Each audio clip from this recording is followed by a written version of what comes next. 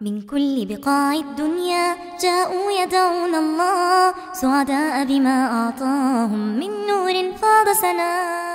السلام عليكم ورحمة الله وبركاته. الحمد لله الصلاة والسلام على رسول الله وعلى آله وأصحابه ومن والاه أما بعد. أعوذ بالله من الشيطان الرجيم. بسم الله الرحمن الرحيم. وأقيموا الصلاة وآتوا الزكاة واركعوا مع الراكعين.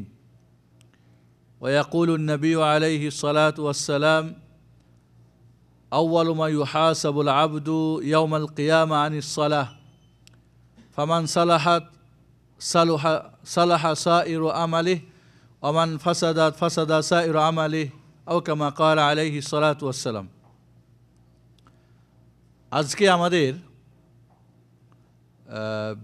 আলোচনা হবে প্রশ্ন উত্তর আকারে, অর্থাৎ আপনারা প্রশ্ন করবেন, আমরা উত্তর দেওয়ার চেষ্টা করব। বিষয় হলো নামাজ। নামাজ সেটা ফরজ নামাজ, নফল নামাজ, চাস্তের নামাজ, বেতরের নামাজ, জুমার নামাজ, ঈদের নামাজ, তারপরে বেতরের নামাজ, বহু ধরনের নামাজ রয়েছে, ইস্তেখারার নামাজ। আমাদের দৈনন্দিন জীবনে নামাজের বিষয়গুলি বেশি আমরা অনুশীলন করে থাকি এবং নামাজ সংক্রান্ত আমাদের মাঝে অনেক ভুল ভ্রান্তিও রয়েছে। এই জন্য আমরা ইনশাআল্লাহ আজকে আপনাদের থেকে একটা অভিজ্ঞতাও নেওয়া দরকার যে কী বিষয়গুলি সাধারণত আপনাদের প্রশ্ন আসে থাকে এবং কোন সমস্যাগুলি বেশি আপনাদের কাছে প্রশ্ন আসে থাকে, সেগুলির উত্তর আমাদের সঠিক জানা দরকার। তাহলে আমরা শুরু করি। প্রশ্ন করবেন জানার জন্যে, আমল করার জন্যে। আজকের বিষয় হলো নামাজ বিষয়ে প্রশ্ন উত্তর। নামাজ বিষয়ে আপনার যে কোনো প্রশ্ন থাকলে আপনি করবেন। জি, প্রথম প্রশ্ন কে? সবাই রেডি হন আপনারা? জি, যার যার প্রশ্ন রেডি করে ফেলেন। জি বলেন। ওয়ালাইকুম সালাম।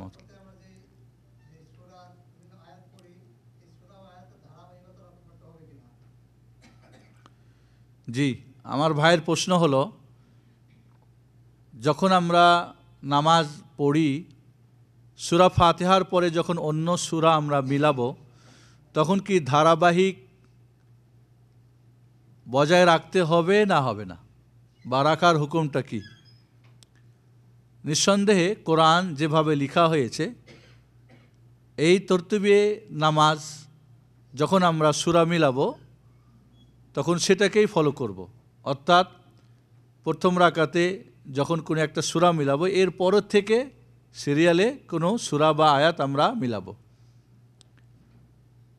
এটা সুন্নত, এটা উত্তম। কেউ যদি ইচ্ছা করে বা অনিচ্ছা করে প্রথম থেকে পড়ার পরে আবার পিছন থেকে পড়ে সামনে থেকে পড়ে ফেলে, অর্থাৎ প্রথম রাকাতে মনে করেন সূরা কাফিরুন পড়ল, দ্বিতীয় রাকাতে গিয়ে মনে করেন সূরা কুরাইশ পড়ল, তাহলে পিছন থেকে আবার সামনে চলে গেল, জায়েজ আছে। আল্লাহর নবী আলাইহিস সালাতু ওয়াস সালাম এমনটা করেছেন। এ ধরনের সাহাবা ইকরাম থেকে বিশুদ্ধ হাদিসে প্রমাণিত আছে। কাজে কোরআনের যে আয়া ওয়ারাত্তিলিল কোরআন তারতিলা, এর অর্থ যারা করেন যে কোরআনকে তরতিব সহকারে পড়া জরুরি, ওয়াজিব, সেটা ঠিক নয়। তাই যদি হতো তো রাসূলুল্লাহ সাল্লাল্লাহু আলাইহি সাল্লাম বা সাহাবা ইকরাম এর ব্যতিক্রম করতেন না। তাহলে প্রমাণিত হলো যে এটাই উত্তম, কোনো সন্দেহ নেই, বেশিরভাগ সময় তাই করবে। কিন্তু মাঝে মধ্যে যদি কেউ ভুল করে বা ইচ্ছা করে পিছন থেকে আবার সামনে চলে যায়, তাতে কোনো সমস্যা নেই। জি, ওয়ালাইকুম আসসালাম।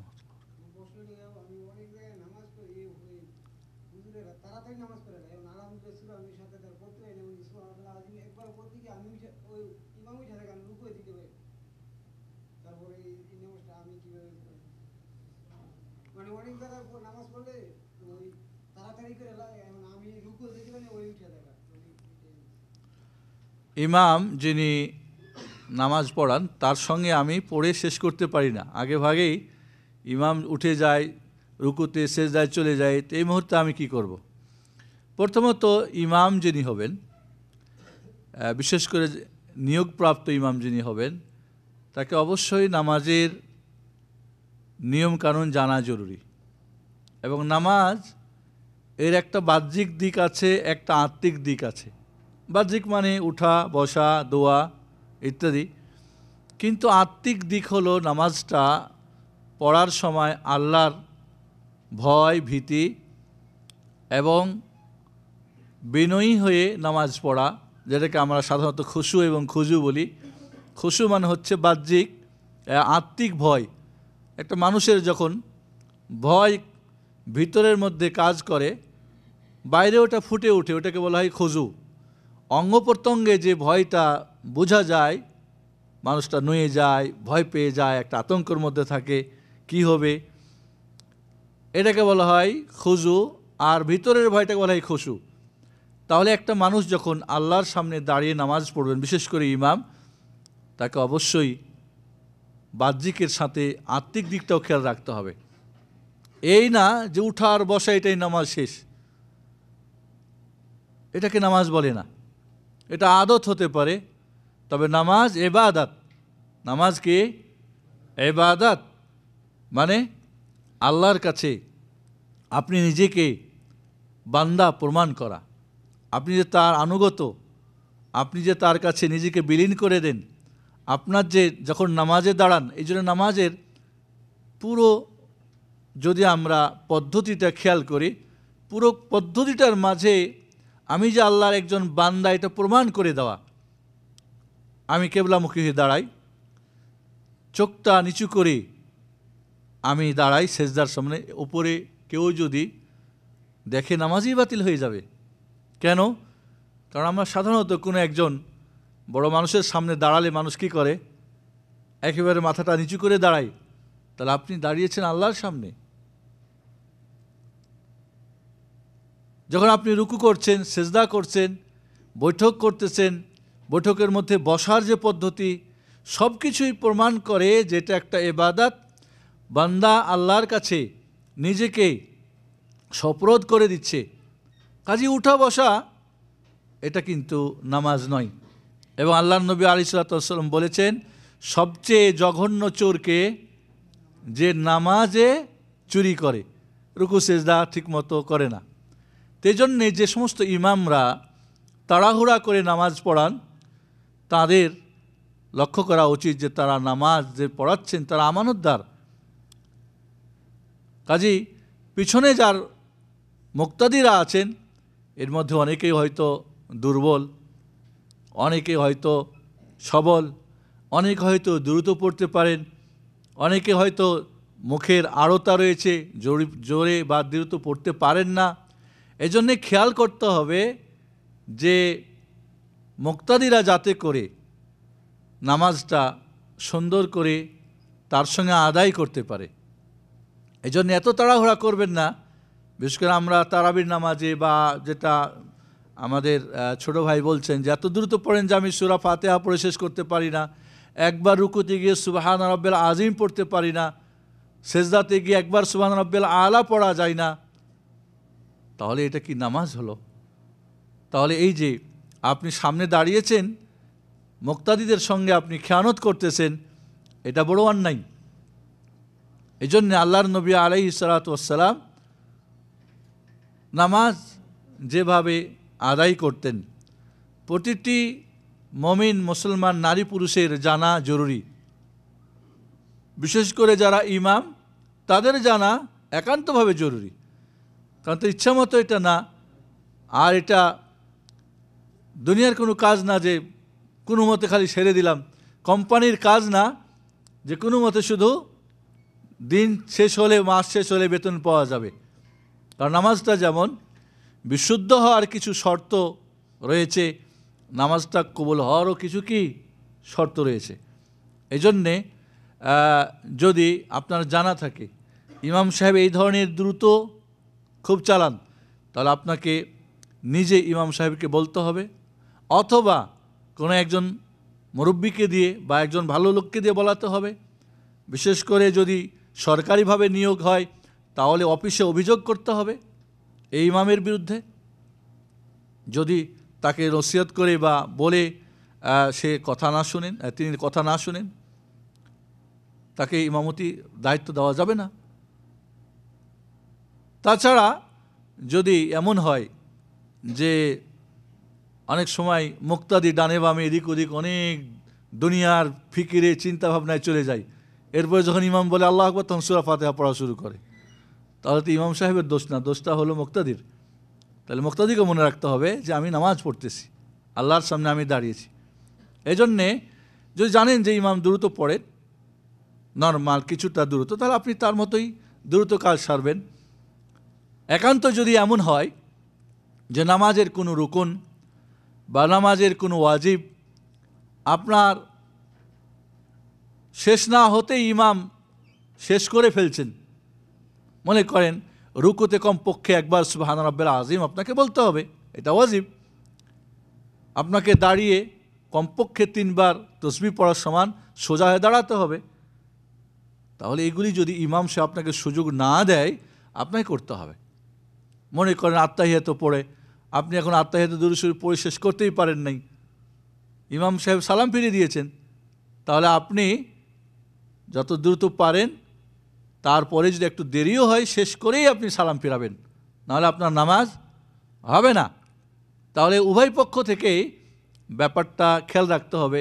শুধু মুক্তাদিকে আমরা দোষাবো বা মুক্তাদি ইমামকে দোষাবেন, বিশেষ করে যারা অনারব, যারা ছোটোকাল থেকে দোয়া কালাম মুখস্থ করে নাই, বড় হয়ে বা যাদের মুখে আড়তা আছে, আজনবীরা বা আজনবী বলবো না, বলবো অনারব যারা, এরা কিন্তু অনেক সময় দোয়া টোয়াগুলি দ্রুত বলতে পারে না। অনেকে এরকম আছে, হয়তো জিহ্বা আড়তা রয়েছে, তোতলা রয়েছে, অথবা বড় হয়ে শিখেছে, অথবা বাংলা দেখে দেখে মুখস্থ করেছে, এটা বলতে গিয়ে এরকম হয়। এক্ষেত্রে অবশ্যই ইমামকে খেয়াল রাখতে হবে বিষয়গুলি। জি না,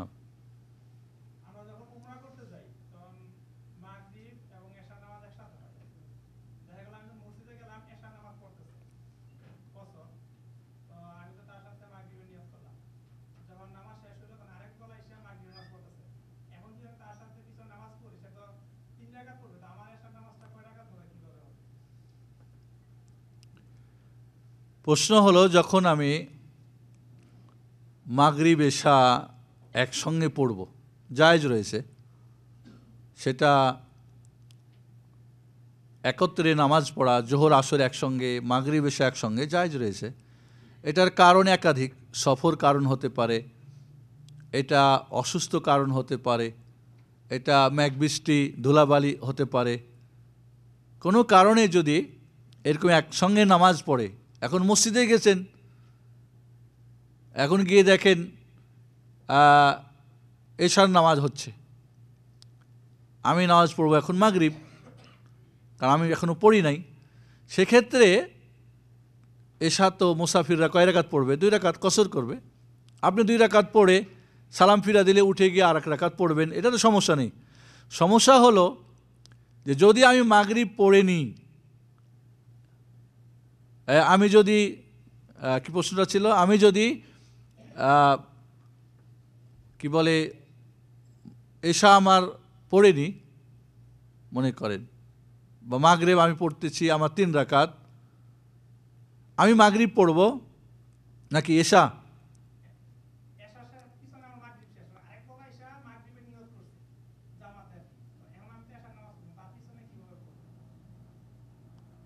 জি, একজন মাগরিবের মনে করেন এশার নামাজ,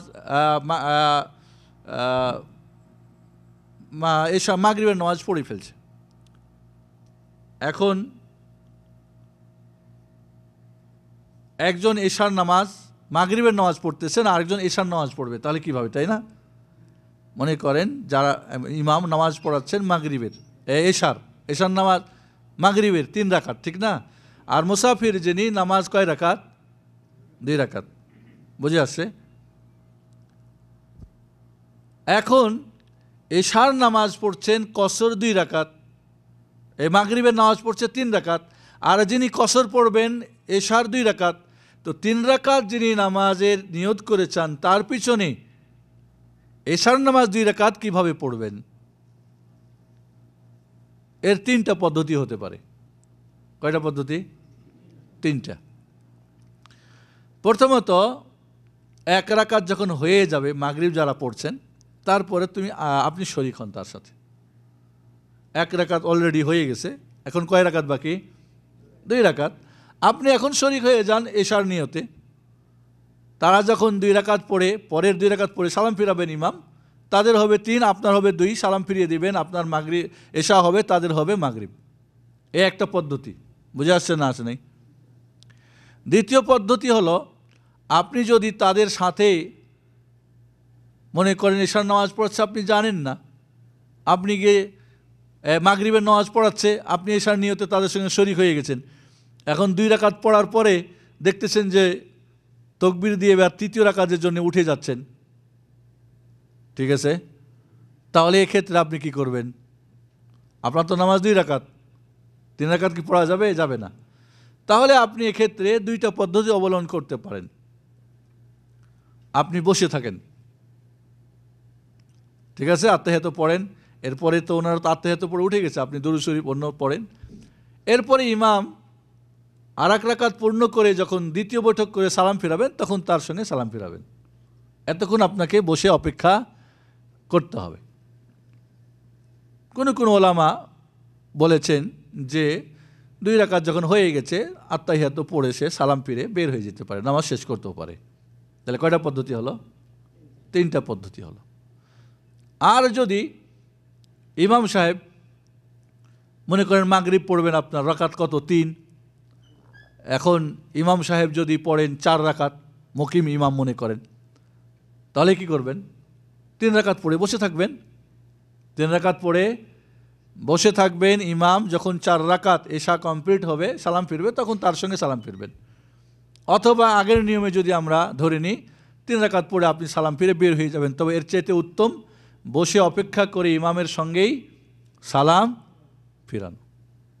বুঝে আসছে না? আসেনি? যে এরপরের প্রশ্ন, আজকে আমাদের বিষয় হলো নামাজ সংক্রান্ত প্রশ্ন উত্তর। যাদের নামাজ নিয়ে কোনো প্রশ্ন আছে, যে কোনো নামাজ, ফরজ, নফল, চাস্তের নামাজ, বেতর নামাজ, জুমার নামাজ, ঈদের নামাজ, ইস্তেসকার নামাজ, বিভিন্ন নামাজ নিয়ে আমাদের প্রশ্ন জাগে। আমরা নামাজ সংক্রান্ত কোনো প্রশ্ন থাকলে আজকে শুধু নামাজ নিয়ে আমরা প্রশ্ন উত্তর করব। জি বলেন।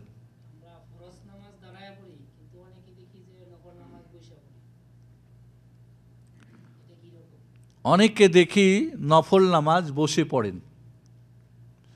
ফরজ নামাজের জন্যে দাঁড়ানো একটা রুকুন বা ফরজ। যার গায়ে শক্তি আছে, ফরজ নামাজ যদি বসে পড়ে নামাজ হবে না। তবে যিনি অসুস্থ বা যে কোনো কারণে কোনো ওজর আছে, সেক্ষেত্রে ফরজ নামাজ বসে পড়তে পারবেন, এমনকি শুয়েও পড়তে হবে, এমনকি হেঁটেও পড়তে হবে, এমনকি হেঁটে হেঁটেও পড়তে হবে যদি যুদ্ধরত অবস্থা বা অন্য কোনো সমস্যা হয়। তবে নফল নামাজের ক্ষেত্রে দাঁড়িয়ে নামাজ পড়া নিঃসন্দেহে উত্তম, কোনো সন্দেহ নেই। কিন্তু কেউ যদি বসে পড়েন জায়েজ আছে, কিন্তু তার সওয়াব কি হবে? অর্ধেক। সওয়াব হবে কি? অর্ধেক। বাকি কোনো ওজরের কারণে যদি ফরজ নামাজ বা নফল নামাজ বসে পড়েন, তাহলে কি অর্ধেক সওয়াব হবে না ফুল হবে? এই নিয়ে 2 ধরনের ওলামাদের মত রয়েছে। ইনশাআল্লাহ অধিকাংশ ওলামাদের মত হলো যে ফুল নামাজই পাবে, কারণ সে ইচ্ছা করে কি করে নাই, বসে পড়ে নাই। আমাদের দেখা যায় প্রত্যেক নামাজের পরে কিছু লোক বসে বসে 2 রাকাত নামাজ পড়েন।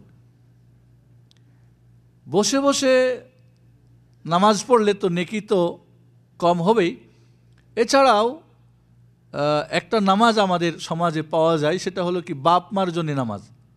প্রত্যেক নামাজের পরে বসে বসে 2 রাকাত নামাজ, এটা নিঃসন্দেহে একটা বিদআতি নামাজ। এই নামাজ পড়লে নেকি তো হবে না, অবশ্যই গুনাহ হবে, নিজেদের বানানো। এবং এটার ভিত্তি হলো একটা জাল মিথ্যা হাদিস। এই ব্যাপারে কোনো সহি হাদিস তো নেই, জয়ীফও নেই, দুর্বলও নেই, বরং কি জাল। এই জন্যে নামাজের ক্ষেত্রেও বহু প্রকার বানানো নামাজ আমাদের বইপত্রে সমাজে পাওয়া যায়, সেগুলি থেকে আমাদের বিরত থাকতে হবে। তাহলে ফরজ এবং নফলে কিছু পার্থক্য রয়েছে। ফরজ নামাজে দাঁড়ানো একটা রুকন, ফরজ নামাজে কেবলামুখী হওয়া একটা শর্ত, কিন্তু নফল নামাজে কেবলা হওয়া শর্ত না, দাঁড়ানো রুকন না। কেউ যদি নফল নামাজ মনে করেন, আপনি এখান থেকে মদিনা যাচ্ছেন বা এখান থেকে আপনি যাচ্ছেন মনে করেন দাম্মামে,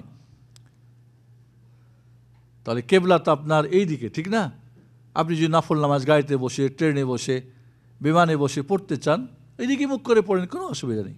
কিন্তু ফরজ নামাজের ক্ষেত্রে অবশ্যই আপনাকে কী করতে হবে? কেবলামুখী হওয়ার সাধ্যপর চেষ্টা করতে হবে। যদি একান্ত কোনোভাবে সম্ভব না হয়, হতে পারে এমন, তাহলে যতটুক সম্ভব অতটুক করেই কি পড়ার চেষ্টা করবে। জি না,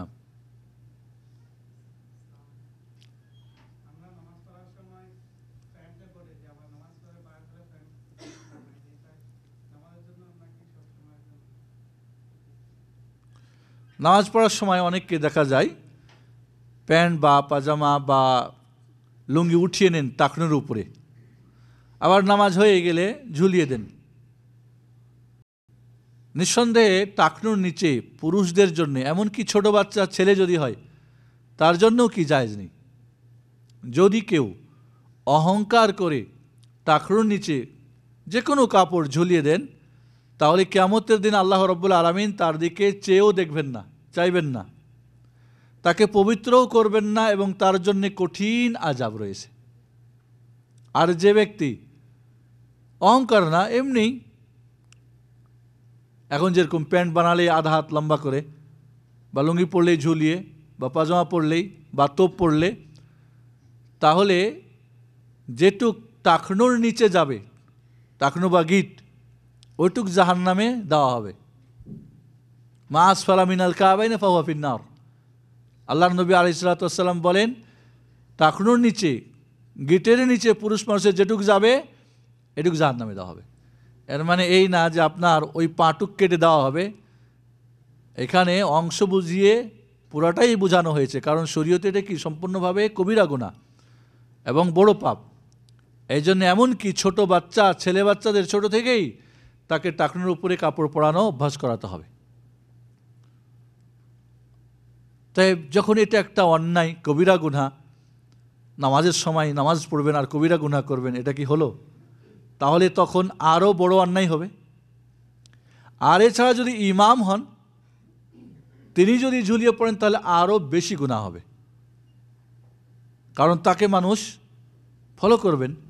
এই জন্যে সর্ব অবস্থায় টাকনুর উপরে কাপড় রাখতে হবে। তবে নামাজের সময় উঠিয়ে নেওয়ার একটা ব্যাপার এমনও হতে পারে, যারা উঠান, যে হয়তো কমপক্ষে ওই সময় পাপটা থেকে বাঁচা যাক। আমার মনে হয় এটা না, বরং একটা হাদিস আছে যে টাকনুর নিচে কাপড় ঝুললে উজু নষ্ট হয়ে যাবে। কারণ আল্লাহর নবী আলাইহিস সালাতু ওয়াস সালাম কোনো একজনের টাকনুর নিচে কাপড় ঝুলা যখন দেখলেন, তো তাকে আবারও উজু করার জন্য নির্দেশ দিলেন। এই হাদিসের দুই ধরনের অর্থ নেওয়া হয়েছে। একটা হলো যে তাকে ধমকি দেওয়ার জন্যে, এই পাপটা যে বড় অন্যায়, এই জন্য তাকে আবার উজু করার জন্য নির্দেশ করেছে। আসলে সেটা উজু ভঙ্গের কারণ না, এবং এটাই হলো অধিকাংশ ওলামাদের, মুহাদ্দিসিনদের, ফকিহদের মত। বাকি কেউ কেউ এটার দ্বারা এই নিয়েছেন যে এটা উজু ভঙ্গেরই একটা কারণ। কাজে যদি আমার টাকনুর নিচে প্যান্ট বা পাজামা বা লুঙ্গি থাকে, তাহলে উজু নষ্ট, নামাজ নষ্ট। নামাজ হবে কি? এই ধরনের মানসিকতা নিয়ে কি করে উঠিয়ে নেয়। তবে এটা সর্ব অবস্থায় হারাম। এটা থেকে আমাদের কি করতে হবে? আমাদের বাঁচতে হবে। এবং কবিরা গুনাহ যখন মানুষ করে, তার জন্যে বিশেষ করে প্রত্যেকটা কবিরা গুনাহ একই পর্যায়ের না। যেমন এই টাকনুর নিচে, গিটের নিচে কাপড় ঝোলাটা অহংকার হলে তার শাস্তি বেশি, তবে নর্মালি যদি হয় তাহলে শাস্তি কিন্তু তার চেয়ে কম। অনেকেই মনে করে কি যা আসলে অহংকার করে নিষেধ করা হয়েছে, নর্মালি নিষেধে না। দুইটা হাদিসের অর্থ বুঝতে গিয়ে অনেকেই ভুল করে। মনে রাখতে হবে দুইটা হাদিসের শাস্তি ভিন্ন না ভিন্ন না? ভিন্ন। দুইটা অবস্থার দুই শাস্তি ভিন্ন। যখন শাস্তি ভিন্ন তখন একটা আরেকটার সঙ্গে অর্থ মিলিয়ে চালিয়ে দেওয়া যাবে না। অনেকে টাকনোর নিচে কাপড় ঝুলানোর ব্যাপারে আবু বকর রাদিয়াল্লাহু তাআলা আনহুর হাদিসটা যুক্তি পেশ করে থাকেন। আবু বকর রাদিয়াল্লাহু তাআলা আনহু আল্লাহ নবীকে বললেন, হে আল্লাহর নবী আলাইহিস সালাতু ওয়াস সালাম, আমার লুঙ্গির একটা পার্শ্ব ঝুলে যায়, আমি বারবার সেটাকে উঠাই কিন্তু আবার নেমে যাই। আল্লাহর নবী আলাইহিস সালাতু ওয়াস সালাম বললেন, আপনি অহংকারকারীদের অন্তর্ভুক্ত না। তাহলে এখানে তিনটা অবস্থা। এক নম্বরে হলো এক পার্শ্ব ঝুলিছে, কারণ এক পার্শ্ব ঝুলার অর্থ বুঝেন, এহরামের কাপড় পরেন যখন, তো কোনাটা এক সাইডটা ঝুলে যায় না অনেক সময়, কারণ সেই যুগের কাপড় ছিল কি এহরামের কাপড়। লুঙ্গি আমরা যে পরি, এখনও পাকিস্তানিরা কি লুঙ্গি সেলাই করা পড়ে না, খোলা পরে। তো এহরামের কাপড় যদি লুঙ্গি করে পরেন, অনেক সময় দেখা যায় যে কোনাটা এইদিকে পেঁচাই দেন, ওটা কি ঝুলে যায়, ঝুলে না।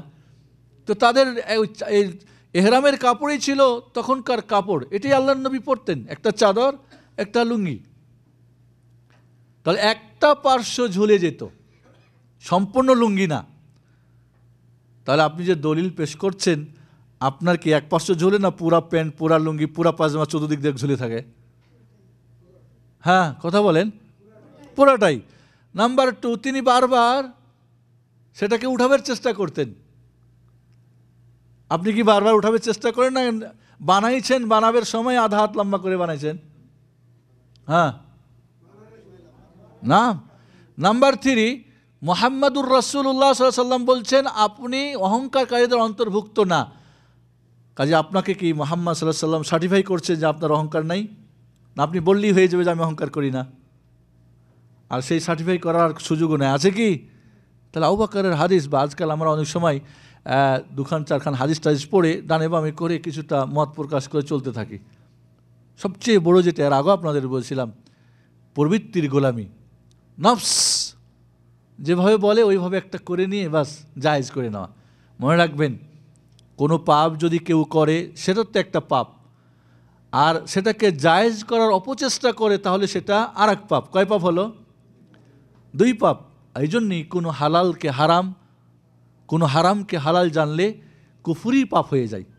কেউ যদি জেনে বুঝে সজ্ঞানে হুকুম জানে, তারপরে সেটাকে হালালকে হারাম মনে করে, বা হারামকে হালাল বা হালালকে হারাম, তাহলে সে কাফের হয়ে যায়, দিন থেকে খারিজ হয়ে যায়। কারণ আল্লাহ রাব্বুল আলামিনের বিধানকে কী করেছে? সে অস্বীকার করেছে, এবং নিজেই আল্লাহর সঙ্গে বিধানকারী হিসাবে কি তার শরীক স্থাপন করেছে। নাউজুবিল্লাহ। অনেক সময় এরকম দেখা যায় যে পাপ জানে, ওইটাকে আবার হালাল করার চেষ্টা করে। এটা বড় অন্যায়, বড় অন্যায়। একজন পারে না যে কোনো পাপ, তাকে মেনে নিতে হবে। এবং আমাদের মাঝে এই অভ্যাসটা আছে, আমাদের ভাইদের মধ্যে। এই না জানা খামাখা তর্ক করবে দিন নিয়ে, হারাম একটা বিষয়। জানেন না আপনি কত রকমের হাদিস আছে, কী ধরনের আছে, ওলামারা কি বলেছেন, ইমামরা কি বলেছেন, বাস আপনি একটা বুঝে নিয়েছেন, কোনো একটা পড়ে নিয়েছেন। না, খবরদার, দিন নিয়ে কোনো সময় তর্ক বিতর্কে যাবেন না। কোনো যদি অন্যায় থাকে মাথা নিচু করে মেনে নেবেন, ভাই পারি না, দোয়া করবেন, চেষ্টা করব। এই না আপনি সেটাকে হালাল করার, বা সেটাকে বলে অমুকে বলেছে, অমুক জায়গায় দেখেছি, বা অমুক করে কেন, এই ধরনের যুক্তি তর্কে নিজের হারামকে, নিজের কোনো পাপকে বৈধ করার অপচেষ্টা আমরা করব না। এটা বড় অন্যায়। কয়টা পাপ হয়ে যাবে? ডবল পাপ। এবং এই জন্য হতে পারে যে আরেকজন ব্যক্তি আপনার থেকে শুনে হয়তো সেও পাপটা শুরু করতে পারে। যতদিন ধরে আপনার দেখে ওরা করবে, ওদের সমপাপ আপনারও ওস্তাদের গাড়ে চাপবে না না। কাজে দিনের বিষয়ে আমরা কোনো বিশেষ মাসলা মাসাইলের ব্যাপারে যেন আমরা কখনোই নিজে ইচ্ছামতো কিছু একটা বলার চেষ্টা না করি। জি, আজকের আমাদের বিষয় হলো নামাজ বিষয়ে প্রশ্ন উত্তর। যাদের নামাজ নিয়ে কোনো প্রশ্ন আছে করবেন। দাঁড়ান, আমাদের মুকুল ভাইয়াকে হাত উঠিয়েছেন। জি, আপনার প্রশ্ন।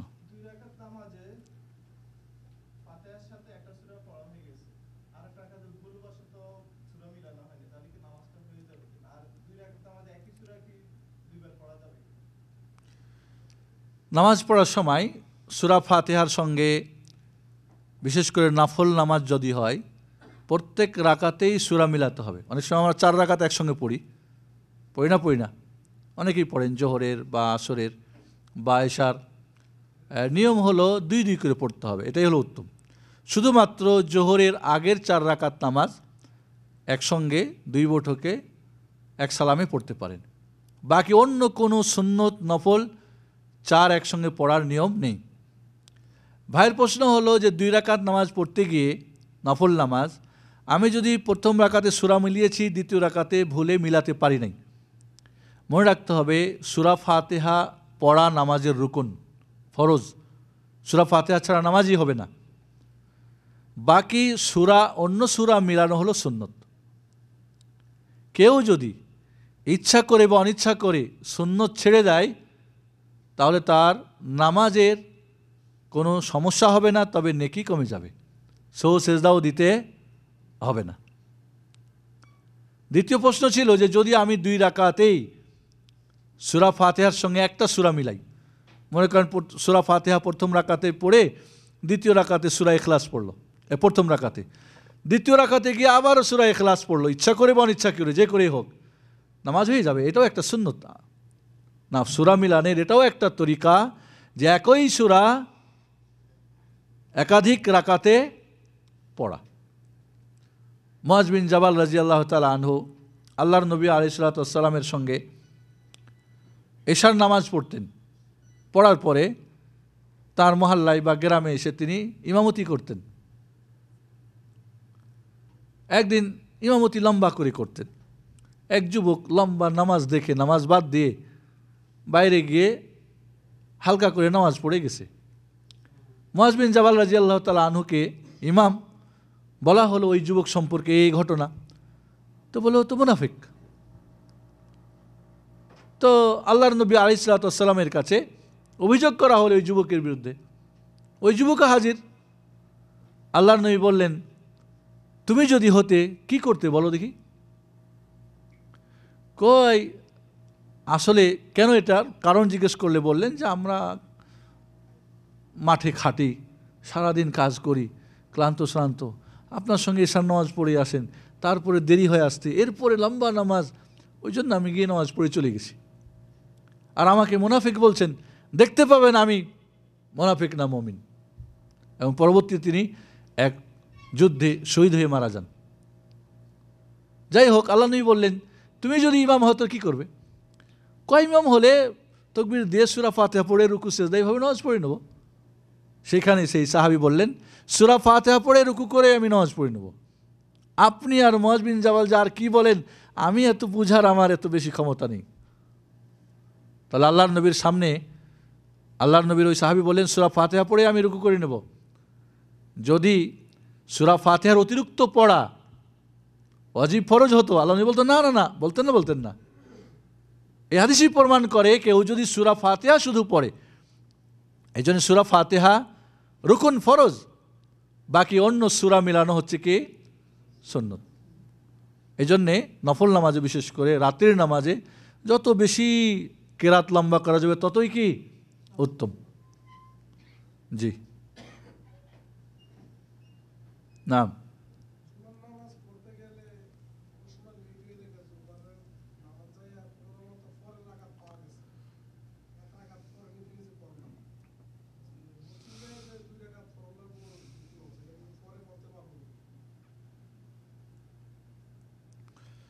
জুমার নামাজে গেছেন, দ্বিতীয় রাকাত পেয়েছেন, মসজিদে ঢুকে যে তাহিয়াতুল মসজিদ 2 রাকাত পড়তে হয়, পরে সেটা পড়তে হবে কি না? তাহিয়াতুল মসজিদ বা দুখুলুল মসজিদ যে কোনো নামাজ দিয়ে হয়ে যেতে পারে। আপনি মসজিদে গেছেন, মনে করেন তাহিয়াতুল উজু, উজুর পরে 2 রাকাত নামাজ সুন্নত নামাজ আছে, মসজিদে প্রবেশ করে 2 রাকাত নামাজ আছে, এবার আপনার মনে করেন সুন্নত নামাজ আছে, আপনি যদি এক নিয়তে 3টা একসঙ্গে পড়েন হয়ে যাবে। সাহাবা ইকরাম আল্লাহর নবী এইভাবে আলাদা করে উজুর, আলাদা করে তাহিয়াতুল মসজিদ, আলাদা করে সুন্নত না, বরং আপনি একাধিক নামাজের নিয়তে পড়তে পারেন। যখন আপনি ফরজ নামাজ পড়তেছেন হয়ে গেল আপনার, কারণ মসজিদের হক নামাজ পড়া, ফরজ পড়েছেন আপনার আদায় হয়ে গেছে, বাকি থাকলো তাহিয়াতুল মসজিদ, আর আপনাকে পড়তে হবে না, কারণ তাহিয়াতুল মসজিদের সময় শেষ, তার অবস্থাও শেষ। বাকি যদি সুন্নত হয়, ফরজ নামাজের আগে যেরকম জোহরের আগের সুন্নত আগে পড়তে পারে নাই, তাহলে পরে কাজা করে নিতে পারে, পরে কি করবেন, আদায় করতে পারবেন। এক্ষেত্রে মনে করেন একাধিক নামাজের নিয়ত করে 2 রাকাত নামাজ পড়া। ধরিন আমরা একজন লোক সফর থেকে আসলেন, সফর থেকে এসে বাড়িতে প্রবেশ করার আগে 2 রাকাত নামাজ পড়া কি সুন্নত।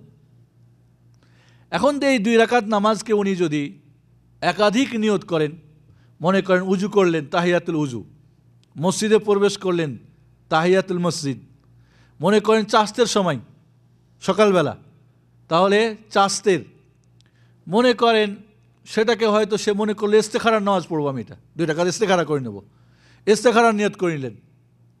হ্যাঁ, এরপরে মনে করেন এই 2 রাকাত নামাজকে সে হতে পারে তার কোনো সুন্নত, ফজরের সুন্নত হয়তো পড়েন নাই, সফরে ছিলেন, ফজরের সুন্নত পড়েন নাই, চাচ্ছেন উনি এখন এই ফজরের সুন্নতটা এই 2 রাকাত দিয়ে পড়ে নেবেন।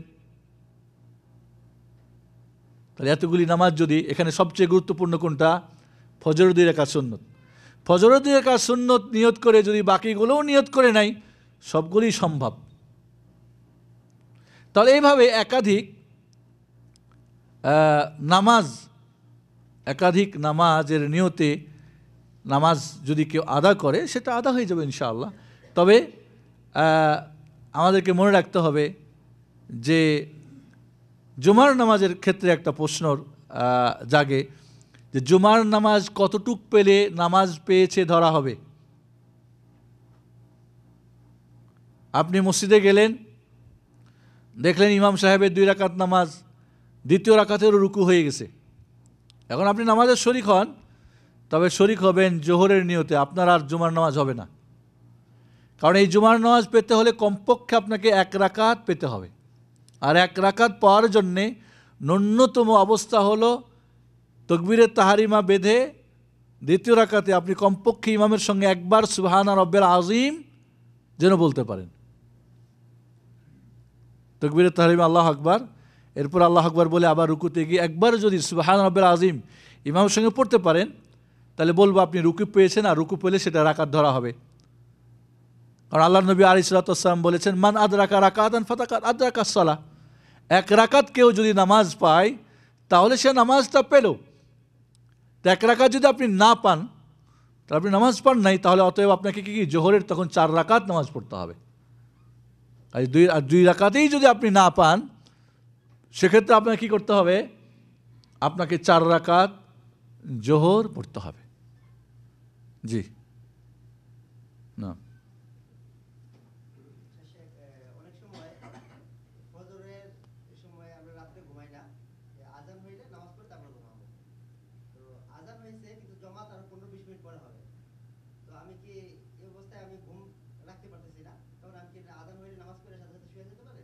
আমার নামাজ হবে মসজিদে না গেলে? আচ্ছা, আরেকটা প্রশ্ন, যে একটা একটা করে বসেন।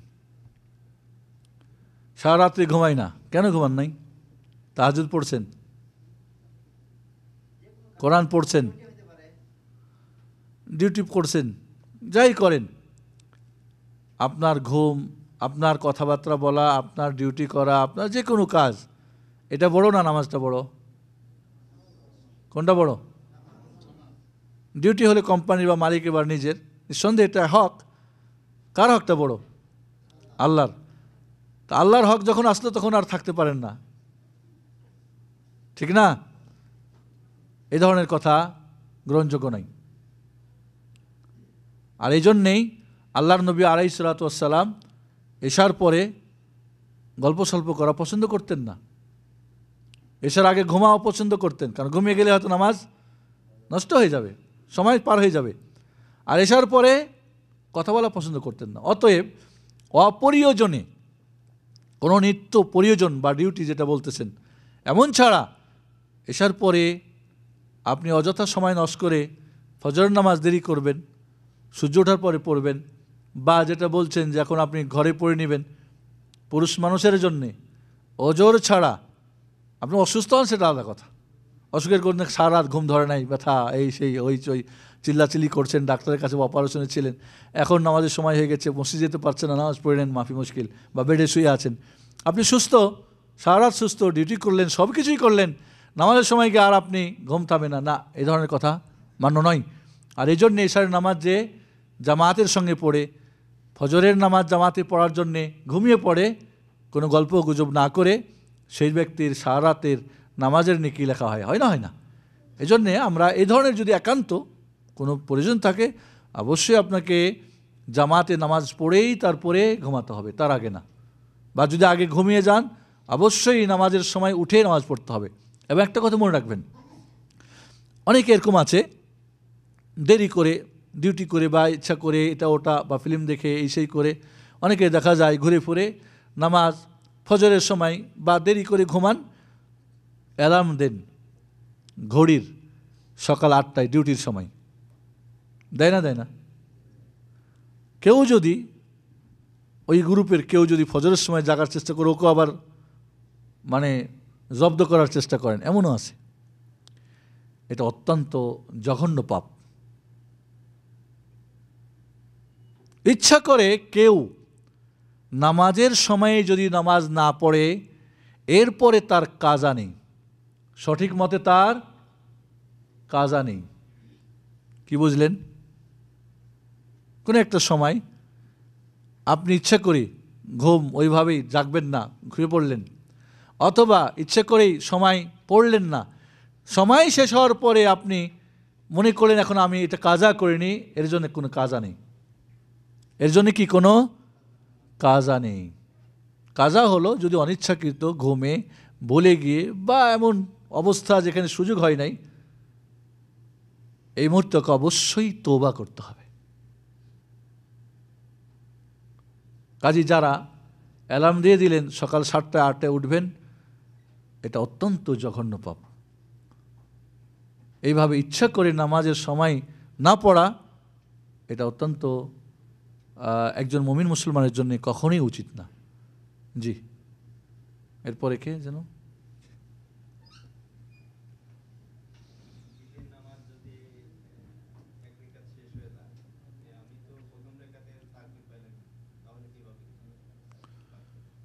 একজন মানুষ ঈদের নামাজের 1 রাকাত পান নাই, সুবহানাল্লাহিল আযীম, ঈদের দিন, আনন্দের দিন, এত আনন্দ করছেন সারা রাত ধরে যে ঈদের নামাজের সময় আর ঘুম ভাঙে নাই হয়তো বেচারার, হয় অনেক সময় এরকম।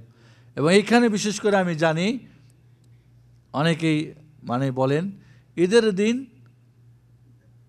রাত 3টা পর্যন্ত কাজ টাজ করে বাস ঘুমিয়ে পড়লেন, বাস।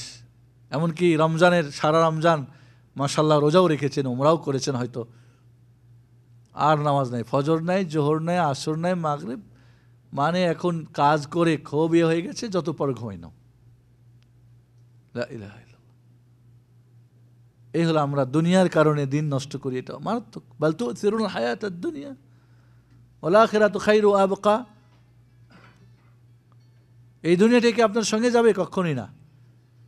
তবে এমন যদি অনিচ্ছাকৃত হয়ে যায় বা কোনো কারণে, যে কোনো কারণ হতে পারে, অনিচ্ছাকৃত হতে কারণ হতে পারে, সেক্ষেত্রে 1 রাকাত পেয়েছেন ইমামের সঙ্গে, তাহলে 1 রাকাত পান নাই, কি করবেন? যে রাকাতটা তিনি পেলেন সেটাই তার প্রথম রাকাত, আর যেটা পেলেন না সেটাই হলো তার কি দ্বিতীয় রাকাত। অতএব দ্বিতীয় রাকাতে রুকু থেকে উঠে আপনি সালাম ফিরে দিলে ইমাম উঠবেন, উঠে 5টা তাকবীর দেবেন, এরপরে সূরা ফাতিহা পড়বেন, এরপরে সূরা গাশিয়া, না জানা থাকলে অন্য একটা সূরা পড়বেন, রুকু সেজদা করে সালাম ফিরে দিবেন। অর্থাৎ যেই পদ্ধতিতে ঈদের নামাজ পড়তে হয়, কাজা করবেন যখন আপনি পূর্ণ করবেন, সেই নিয়মেই পূর্ণ করতে হবে। জি,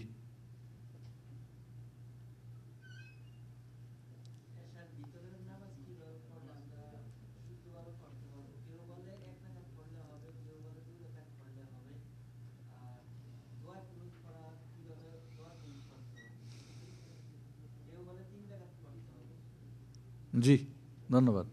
আমার ভাইয়ের প্রশ্ন হলো বেতরের নামাজ কয় রাকাত এবং কিভাবে পড়তে হবে। বেতর মানে হচ্ছে বেজোড়। ওয়েতির শব্দ আরবি শব্দের অর্থ কি? বেজোড়। বেজোড় কয় দিয়ে শুরু হয়? এক দিয়ে। 1, 3, 5, 7, 9, 11, 13 এইভাবে। বেতর নিম্নে 1 রাকাত, ঊর্ধ্বে 11, কেউ কেউ 13 কথা বলেছেন, কোনো 13 হাদিসটা কেউ কেউ সহিহ বলেছেন। তবে 11 পর্যন্ত কোনো সমস্যা নেই। নিম্নে 1 রাকাত, ঊর্ধ্বে 11 রাকাত। অনেকে বলেন 1 রাকাত নামাজ কীভাবে পড়ব? আপনি 1 রাকাত বেতর পড়ার জন্যে তকবীরে নিয়ত করে 1 তকবীরে তাহরিমা দিয়ে সূরা সানা পড়ে, সূরা ফাতিহা অন্য সূরা মিলিয়ে রুকু সেজদা করে বৈঠক করে সালাম ফিরিয়ে দিবেন, হয়ে গেল 1 রাকাত নামাজ। এবং 1 রাকাতের বেতরের হাদিস সবচেয়ে বেশি শক্তিশালী। অতএব 1 রাকাত বেতরকে অস্বীকার করা নিঃসন্দেহে এটা অন্যায়, কোনো সন্দেহ নেই। 3 রাকাত বেতর পড়বেন। 3 রাকাত বেতর পড়ার নিয়ম 2টা। একটা পদ্ধতি হলো 2 রাকাত পড়ে ডানে বামে সালাম ফিরাই দিবেন। আপনি 3 রাকাত বেতর পড়ার জন্য দাঁড়ালেন, 2 রাকাতের নিয়ত করবেন, 2 রাকাত পড়ে ডানে বামে সালাম ফিরাই দিবেন। এরপরে উঠে গিয়ে আর 1 রাকাত পড়বেন। প্রথমে যে 1 রাকাত পড়ার পদ্ধতি বললাম সেই পদ্ধতিতে। বাকি আরেকটা প্রশ্ন ছিল সাথে, কুনুত পড়ার বিষয়টা। বেতরের নামাজে কুনুত পড়া মানে দোয়া, কুনুতের দোয়া। কুনুত মানে দাঁড়ানো, অর্থাৎ দাঁড়িয়ে যে দোয়াটা পড়া হয়। খেয়াল করেন এখানে আমার সঙ্গে, কুনুত বেতরে পড়া সুন্নত হলো মাঝে মাঝে পড়া, সব সময় না। ওয়াজিবের কোনো দলিলই নাই, ওয়াজিবের কোনো বিশুদ্ধ দলিল নেই। আর এই জন্যে অধিকাংশ ইমামদের কাছে সুন্নতে মুআক্কাদা, এটা সুন্নতে মুআক্কাদা। তবে যে বেতর পড়বে না, ইমাম বলছেন রাজুলুন সু, লোকটা খারাপ মানুষ, এত গুরুত্বপূর্ণ নামাজ পড়বেন না। আল্লাহর নবী সফরে এবং বাড়িতে সবসময় এটা পড়তেন। তাহলে এটা সুন্নতে মুআক্কাদা, বেতরের নামাজটাই সুন্নতে মুআক্কাদা। ওয়াজিব কেউ কেউ বলেছেন, সঠিক মত হলো সুন্নতে মুআক্কাদা। অতএব এর কুনুত পড়াটাও কি সুন্নত, মাঝে মাঝে পড়া সুন্নত। সবসময় পড়া ওয়াজিব তো না, সুন্নত না। তবে সবসময় পড়া কি জায়েজ, সবসময় পড়া জায়েজ। এই কুনুতটা রুকুর আগেও পড়া জায়েজ, রুকুর পরেও পড়া কি জায়েজ। আপনি সূরা ফাতিহা অন্য সূরা মিলিয়ে কুনুত পড়েন, এরপর রুকু করেন, অথবা রুকু থেকে উঠে এই কুনুতটা পড়েন, দুটোই জায়েজ। বেশিরভাগ সময় আল্লাহর নবী আলাইহিস সালাতু ওয়াস সালাম, যেটা আমরা বুঝি যে তিনি রুকুর পরে বেশি। তবে কুনুতে নাজেলা যেটা, সেটা অবশ্যই রুকুর পরে, রুকুর আগে না। কুনুতে আপনি হাত উঠাতে পারেন না উঠাতে পারেন ভেতরের কুনুতে, তবে কুনুতে নাজেলাতে হাত উঠিয়ে দোয়া করতে হবে। কুনুতে নাজেলা মানে মুসলমানদের প্রতি কোনো আপদ বিপদ, কোনো গজব, হয়তো কোনো কাফের মুশরিকদের জুলুম অত্যাচার, তাদের প্রতি বদদোয়া করার জন্যে এটা কুনুতে নাজেলা বলে। এবং কুনুতে নাজেলা হলো 5 ওয়াক্ত ফরজ নামাজের শেষ রাকাতে রুকু থেকে উঠে দোয়া করবেন, 5 ওয়াক্ত নামাজে। তাহলে কুনুতের দোয়াটা রুকুর আগেও পড়তে পারেন, পরেও পড়তে পারেন, মাঝে মাঝে পড়েন, মাঝে মাঝে ছাড়েন। অনেকে মনে করেন বা বইপত্রে লেখা থাকে যে কুনুত না জানলে সূরা ইখলাস পড়তে হবে। ভিত্তিহীন, এর কোনো দলিল নেই, এর কোনোই ভিত্তি নেই। আবার অনেকে দেখে সারা জিন্দগি ধরেই সূরা ইখলাসই পড়ে। ওই যে ওয়াজিব বলে দিয়েছে, না পড়লে নামাজ হবে না। কাজেই কুনুতের বিষয়টা আমাদের কাছে আবারও বলছি, কুনুতের দোয়াটা রুকুর আগেও পড়তে পারেন, ভেতরের কুনুত আগেও পরেও পড়তে পারেন, হাত উঠাতে পারেন, না উঠাতেও পারেন, মাঝে মাঝে পড়বেন, মাঝে মাঝে পড়বেন, এটাই সুন্নত। আল্লাহর নবী আলাইহিস সালাতু ওয়াস সালাম থেকে যে সমস্ত সাহাবা ইকরাম কুনুত কি বলে বেতর সংক্রান্ত হাদিস বর্ণনা করেছেন তাদের সংখ্যা হলো কয়জন? 7 জন। তার মাঝে একজন মাত্র উবাই ইবনে কাব বলছেন রাসূল সাল্লাল্লাহু আলাইহি সাল্লাম কুনুত করেছেন, বাকি 6 জন কুনুতের কোনো কথাই উল্লেখ করেন নাই। এর মানে যদি সব সময় তিনি কুনুত করতেন 7 জনেই কুনুতের কথা বর্ণনা করতেন না? করতেন না। একজন মানে কোনো এক সময় করেছিলেন বা মাঝে মাঝে হয়তো করতেন, সেই দিন উনি পেয়েছেন। অতএব কুনুতের পড়াটা তাহলে বিষয়টা আমাদের হয়ে গেল শেষ রাকাতে রুকুর আগে পরে হাত উঠান না উঠান, মাঝে মাঝে পড়েন ছাড়েন, বোঝা গেছে না? নাই। তাহলে 2 রাকাত পরে সালাম ফিরাই দিয়ে উঠে গিয়ে আর 1 রাকাত পড়েন, আর কুনুতের ব্যাপারটা তো বুঝলেন। এরপরে আপনি রুকু সেজদা করে বৈঠক করে সালাম ফিরাবেন। আরেকটা পদ্ধতি হলো, এটা সবচেয়ে উত্তম পদ্ধতি, আরেকটা পদ্ধতি হলো 2 রাকাত পড়ে বসবেন না, 2 রাকাত পড়ে না বসে ডাইরেক্ট উঠে যাবেন। 1 2 3 আলাতুল, মধ্যখানে কোনো বিরতি বৈঠক নাই, একটা বৈঠক 3 রাকাতে করে এবার আপনি কুনুতের ব্যাপারটা তো বুঝলেন, রুকু সেজদা করে বৈঠক করে সালাম ফিরাবেন। বাকি আমরা যেটা পদ্ধতি অবলম্বন করে থাকি, অনেকের প্রশ্ন করেন যে আমরা 2 রাকাত পড়ে বৈঠক করি, এরপরে উঠে যাই, উঠে যাওয়ার পরে সূরা ফাতিহা অন্য সূরা পড়ে একটা উল্টা তাকবীর দিই, এরপরে কুনুত করে, মোট কথা মাগরিবের মতো। আল্লাহর নবী আলাইহিস সালাতু ওয়াস সালাম বেতরকে মাগরিবের মতো করে পড়তে নিষেধ করেছেন।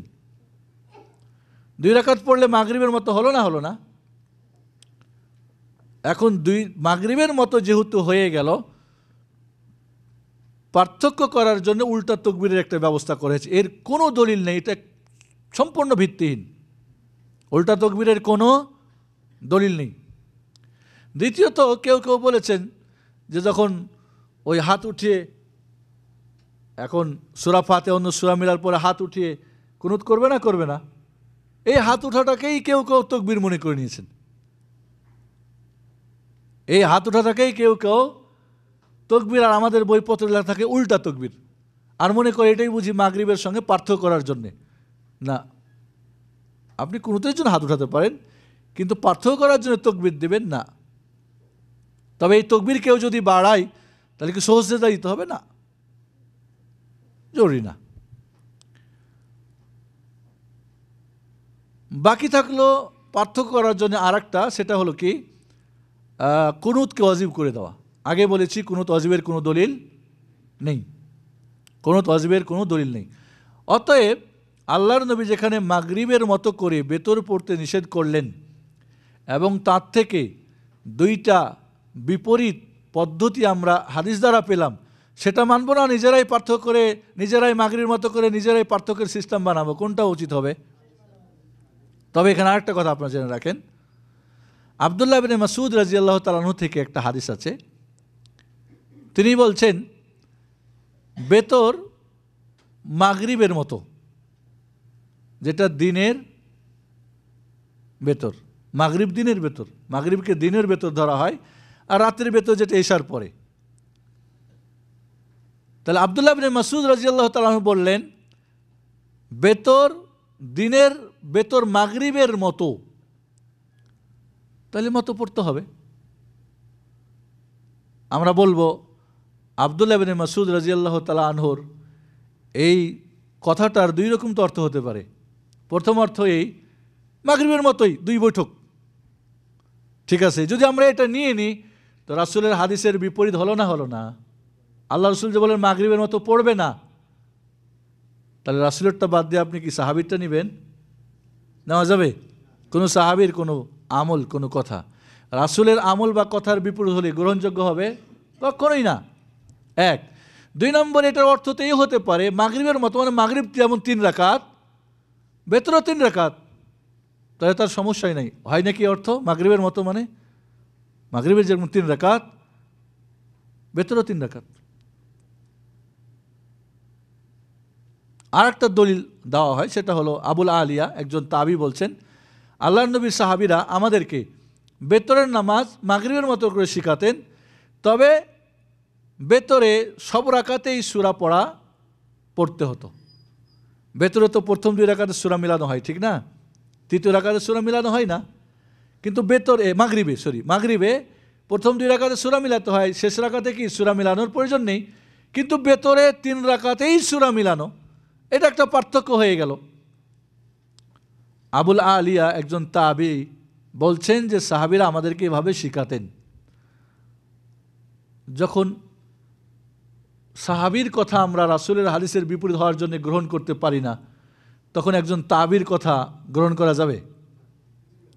কখনোই না। এবং খুব আশ্চর্য হলাম আমি এই বেতর সংক্রান্ত মাসালা পড়তে গিয়ে, রাসূলুল্লাহ সাল্লাল্লাহু আলাইহি সাল্লামের হাদিসগুলিকে এমনভাবে বাদ করেছে যেটা বড় আশ্চর্যজনক। 3 রাকাত বেতর সাব্যস্ত করতে হবে, একও নাই বেশিও নেই। বেতর একও নাই অস্বীকার, এবং 3-এর অধিকও নাই। 3ই এবং 3 পড়তে হবে কি করে? মাগরিবের মতো করে উল্টা তাকবীর আর কুনুত ওয়াজিব করে দেওয়া। এটাকে সাব্যস্ত করার জন্যে বহু বিশুদ্ধ হাদিসকে, রাসূলের বাস্তব আমলকে এই ব্যাখ্যা ওই ব্যাখ্যা, এই হয় ওই হয়, তাহলে এটা হলো তাহলে ওইটা হলো, এগুলি কিন্তু বড় অন্যায়। এইভাবে আপনি একটা মানেন, কিন্তু সত্যটাকে না মানার জন্যে টালবাহানা করা, এটা আরেকটা অন্যায়। আরেকটা অন্যায় না? আরেকটা অন্যায়। বড় আশ্চর্য। এইগুলি কিছু আমরা দেখি অনেক সময় আমরা আমাদের মাযহাবকে টিকে রাখার জন্যে, আমাদের নিজের যেটা করি সেটাকে টিকার জন্যে সরাসরি বিশুদ্ধ সহিহ হাদিসগুলিকে ব্যাখ্যা করে ডানে বামে করে ছেড়ে দিলাম।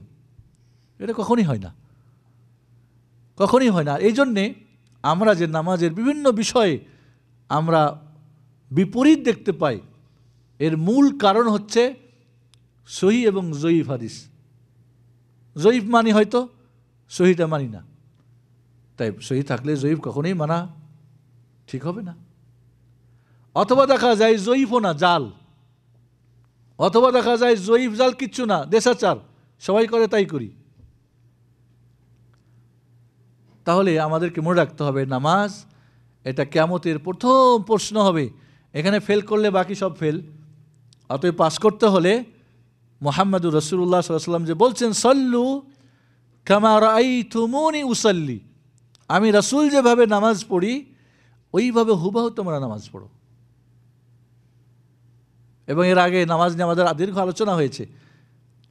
রাসূল সাল্লাল্লাহু আলাইহি ওয়াসাল্লামের মসজিদ নববীতে একজন লোক এসে নামাজ পড়ে রাসূলকে গিয়ে সালাম দিলে, রাসূল সালাম উত্তর দিয়ে বললেন, ইরজি ফাসাল্লি ফাইন্নাকা লাম তুসাল্লি, যাও নামাজ পড়ো, তুমি নামাজ পড়োই নাই।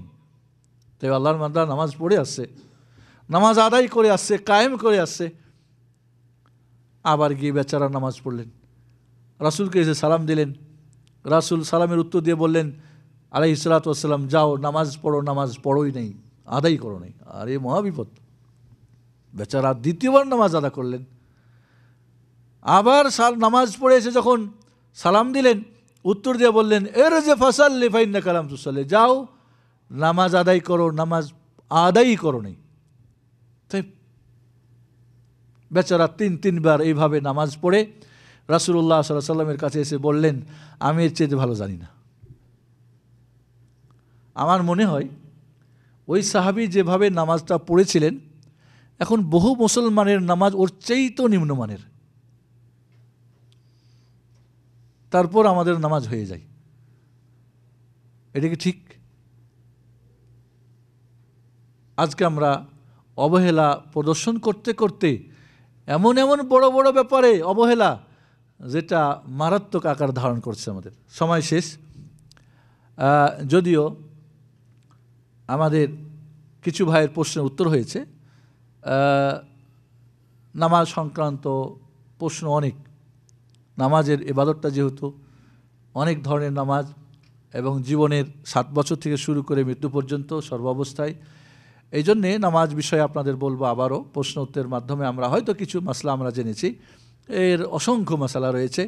ইমাম বুখারী রাহমাতুল্লাহ আলাইহি এক মজলিসে বসে নামাজ সংক্রান্ত 10,000 হাদিস পড়ে শোনাতে পারতেন, এবং হাদিস গ্রন্থগুলি খুললে দেখবেন নামাজ সংক্রান্ত হাদিস সবচেয়ে বেশি। অতএব নামাজের ব্যাপারটা আবারও আপনাদেরকে বলবো যে নামাজ অবশ্যই পড়ার ব্যাপারে, এর পদ্ধতির ব্যাপারে, ধীরস্থির সুন্দর ব্যাপারে, কবুল করার ব্যাপারে, খালি উঠলেন বসলেন যেন না হয়, নামাজের আত্মিক এবং বাহ্যিক সব কিছু মিলিয়ে যেন, যাতে করে নামাজ কিয়ামতের দিন আমাকে পার করার মতো নামাজ হয়। কি বলেন, ঠিক না? এই নামাজ যাতে করে পার হওয়ার মতো, যখন পরীক্ষা নিরীক্ষা হবে তখন যেন পাস করার মতো। আল্লাহ কিয়ামতের মাঠে পরীক্ষা নেবেন কিভাবে? বলছি না এর আগে আপনাদের? নামাজ পড়ে দেখাও 2 রাকাত, দাঁড়িয়ে যাবে সবাই। পড়তে গিয়ে যারা নিয়মিত নামাজ 5 ওয়াক্ত পড়েছে, নামাজি যারা সত্যিকারে, তারা 2 রাকাত নামাজ পড়ে দেখাই দেবে। খালাস, সার্টিফিকেট দেওয়া হবে, এরা পাস। আলো দেওয়া হবে ফুলসিরাত পার হওয়ার জন্যে, আর ফুলসিরাত পার হয়ে নাজাত হয়ে জান্নাত চলে যাবে। এ হলো নামাজের হিসাব আর জান্নাত চলে যাওয়া। বুঝে আসছে না? আসে নাই? যারা ঠিকমতো পড়ে নাই, মাঝে মধ্যে ফাঁকি ঝুঁকি এটা ওটা, ডানে বামে, ঘুমে, এই সেই করে, তারাও নামাজ পড়ার চেষ্টা করবেন। কিন্তু আল্লাহ রাব্বুল আলামিন যারা নিয়মিত 5 ওয়াক্ত নামাজ পড়ে নাই, তার সমস্ত শরীরের কবজাগুলিকে কী করে দেবেন? বন্ধ করে দেবেন। একটাও কাজ করবে না। কিভাবে নোয়াবে, কিভাবে সেজদা করবে, কোনো কাজ হবে না, পড়ে যাবে। আল্লাহ ওই কথাই কোরআনে বলছেন, ইয়াউমা ইউকশাফু আন সাকিন ওয়া ইউদআউনা ইলা সুজুদি ফালা ইস্তাতিউন। সেজদা করতে বলা হবে, কিন্তু এরা সেজদা করতে পারবে না। এই তক্তার মতো, কাঠের মতো শক্ত হয়ে যাবে, কোনো বুদ্ধি নেই। খাশিআতান আবসারুহুম, চক্ষু নিচু হয়ে যাবে। তারহাকুহুম দিল্লাহ, অপদস্থ গ্রাস করে নেবে। ফেল, খালাস। ফেল করলে কি হয় বুঝেন না? দুনিয়ায় ফেল করলে তো মামু বাড়ি খালা বাড়ি ভাগবেন, আত্মহত্যা করবে ফেনে বা এখানে ওখানে। আখেরাতে কী করবেন? ফাইনাল মাফার, কোথায় ভাগবে? কোনো বুদ্ধি নেই, কাজে অপদস্থ হবে। ওকাদ খান ইউদাউনা ইলা সুজুদ ওয়া হুম সালিমুন। দুনিয়ায় তাকে নামাজে ডাকা হয়েছে, হাইয়া আলাস সালাহ, হাইয়াল ফালাহ, আল্লাহু আকবার কানে আসছে, সুস্থ ছিল, তারপরও নামাজে হাজির হয় নাই। এই জন্য বন্ধুগণ, নামাজের ব্যাপারটা আবারও প্রতিদিন আমাদেরকে নামাজ নিয়ে চিন্তা করা দরকার। আল্লাহ আমাদের পাক্কা সাচ্চা আমাদের নামাজি বানিয়ে দেন। নামাজের মাসলা অনেক আছে, বইপত্র আপনাদের বলেছিলাম, নামাজের মাসের একটা বই আমাদের সেন্টারে পাওয়া যায়। মাত্র 2 জন ভাই বলেছিলেন যে আমরা নিয়েছি, বাকিরা খবর নেই। পড়ছি, চলতেছে না, গুরুত্ব দিতে হবে, যেহেতু এই নামাজ দিয়ে আপনার পাস ফেল আছে। আল্লাহ রাব্বুল আলামিন আমাদেরকে সত্যিকারে নামাজি হিসাবে গ্রহণ করে নিন, আমিন।